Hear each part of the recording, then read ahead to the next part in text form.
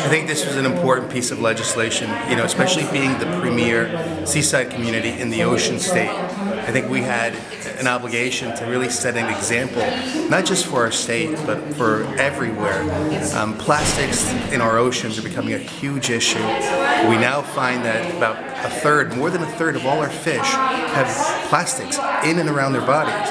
So now we have irrefutable proof that it's getting into our food chain, all these harmful chemicals that we're ingesting, and this piece of legislation is just a first step in a much broader legislative agenda that's going to tackle plastics on a much broader basis. Did you get good support from retailers and the business community?